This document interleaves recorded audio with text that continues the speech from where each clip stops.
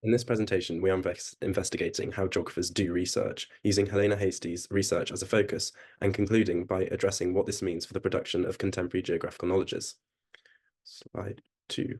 Introduction. Through analysing her research paper on energy use in Eswatini and following her interview with Helena on her methodology, we will outline the process of her research, accounting for the opportunities and challenges presented. We will begin with the research undertaken by Helena herself in Eswatini and the personal implications for her, followed by applying her perspectives on a wider scale and acknowledging the impact of this on producing wider geographical knowledges. We will conclude by reflecting on the future of geographical knowledges produced, considering modern-day challenges such as climate change and decolonization. Slide 3. Helena conducted her research in the southern African nation of Eswatini. We learned that her involvement with an NGO in Eswatini led her to want to spend more time there and learn more about the energy sector there. She said, in quotes, "It was something I was personally interested in." It is important to get background knowledge on Eswatini to contextualize how and why Helena conducted her research there. Central to her paper was the dependence of Eswatini on South Africa for their energy supply. For example, it is written in the paper that Eswatini derives 80% of its electricity supply from neighboring South Africa. This made Eswatini an interesting case study for Helena due to its complex geopolitical relations. Further, with the energy agreement between Eswatini and South Africa due to expire next year, the challenges and opportunities are highly relevant. As a country with a lack of any energy infrastructure, the future of energy production in Eswatini is uncertain. The research paper focuses on how the nation could leapfrog the fossil fuel stage of energy production and produce its own sustainable energy, primarily through solar power. When researching the future of energy production in Eswatini, Helena made use of a range of methodologies. In order for geographers to carry out research, they need a methodology. It was clear from our interview with Helena that she was a qualitative researcher, meaning her methods merely consisted of interviews and questionnaires. She further explained that this in-depth approach allowed her to unpick the details within statistics. To collect well-rounded data, Helena carried out the interviews at two different levels, with local households and with national experts in energy, described by Helena as the elite level.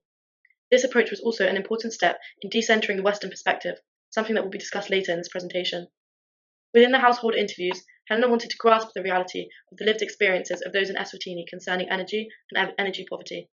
This can be seen with interviewees describing how they access energy daily, such as through collecting firewood for cooking and heating, or using energy sparingly. Further, she gained an understanding of the public opinion on the future of energy production in Eswatini, with many locals concerned about the increasing costs and limited availability of energy derived from South Africa after 2025, and hopeful for the development of energy infrastructure within their own country. On the elite level, Helena interviewed representatives from universities, energy companies, and NGOs, where she found out more details on the energy initiatives in Eswatini. She was able to collect information about the technicalities of energy production in Eswatini and the opportunities and challenges faced by decision makers. These qualitative methods of research had both advantages and disadvantages, which were outlined to us by Helena in our interview. Qualitative methods can be considered less useful than quantitative methods, as they do not give exact objective facts. However, Helena emphasized the importance of qualitative data in understanding the reasons behind these facts. For example, Helena gave us an example of a statistic that in Eswatini, 82 to 85% of people have access to electricity, which means that many have a connection to a grid. Qualitative data, however, reveals that in truth, many people cannot afford a 24/7 connection, or that their connection is unreliable. In fact, Helena's research found that interviewees living in income poverty or informal settlements collected firewood as a free source of energy for cooking and heating, and saved the use of electricity for essential activities such as charging mobile phones, as a connection to the grid was the only option. This shows how qualitative methods take a holistic approach to give more detail behind statistics. Helena's methods were driven by her background as a qualitative researcher, as well as ethical commitments to decolonization and sustainability, and practical considerations such as language barriers and research relationships. This resulted in an interesting account on how geographical research is conducted in the contemporary era and the challenges and opportunities presented. Doing geographical research comes with many challenges, which need solutions in order to conduct good research. One challenge Helena faced conducting fieldwork in a foreign nation was translation. She told us, quote, "I don't think the person interpreting got the idea that I was trying to get long, in-depth answers." Consequently, this limited her ability to conduct qualitative research and acquire a nuanced perspective from each interviewee, as all responses were indirectly reported from the point of view of an interpreter.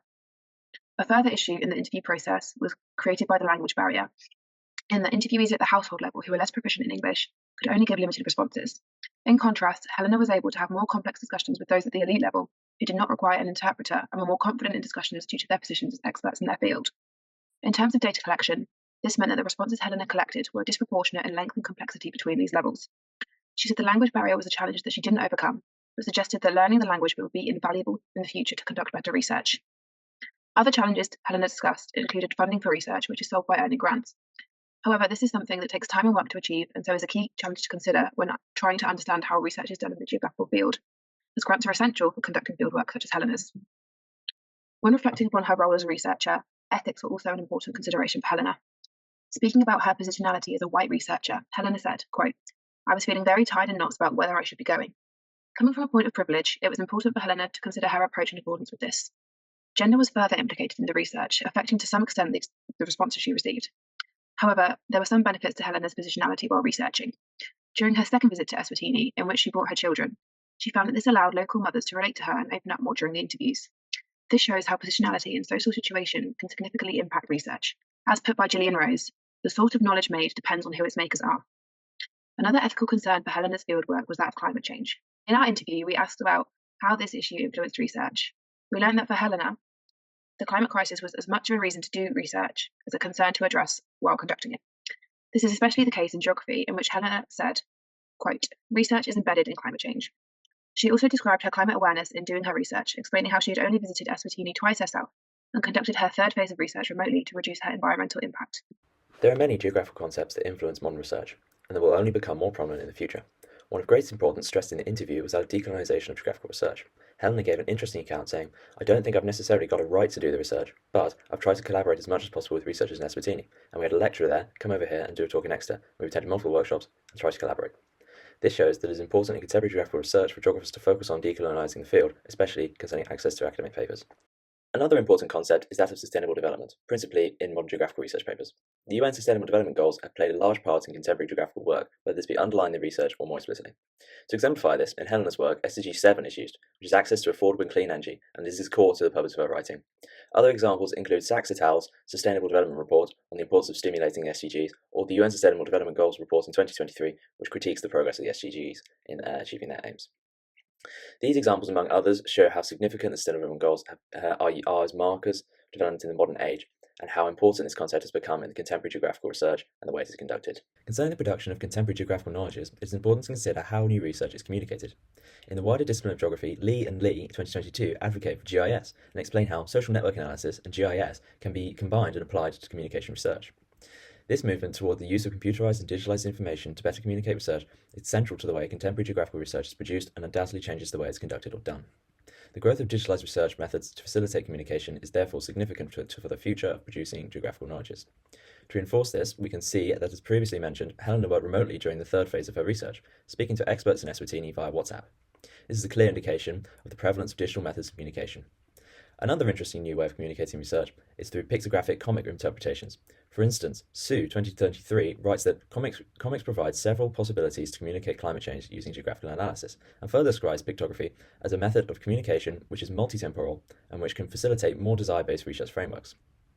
This is important for understanding how geographical research is communicated in a more accessible way in the contemporary era, and what this means for future communication of new geographical knowledge. When asked about a geographer, Helena Caesar is currently very prolific in their field. She told us that she could not appoint this to only one researcher, as so much new knowledge is produced within the subdisciplines of geography. However, she mentioned some key researchers, including Doreen Macy, David Harvey, and Tim Cresswell. Within her own field of work, Helena mentioned Federico Caprotti, her PhD supervisor and human geography lecturer at the University of Exeter, as a key support and influence. She also cited Paul Monroe, an Australian geographer, as a leading figure in the field of energy, as well as being the co-founder of Energy for Opportunity, a non-government organisation dedicated to the dissemination of renewable energy in West Africa. Key researchers such as these have helped to drive and direct Helena in the ways in which she conducts research. In conclusion, the way in which geographers conduct research is instrumental in the production of contemporary geographical knowledges. We have evidences through our analysis of Helena Hasty's papers and subsequent interview. We explored not only the methodologies that she conducted in doing her research, but also the range of factors that impacted it, from funding and translating challenges to the part ethical dilemmas play in doing research abroad. We also exemplified wider geographical research on how academics communicate their investigation. This gave us a rounded understanding of both the research and publishing side of producing contemporary knowledge. This comprehension of how research is done has allowed us to better understand the production of contemporary geographical knowledges and all the aspects that go into creating them. Thank you for your time.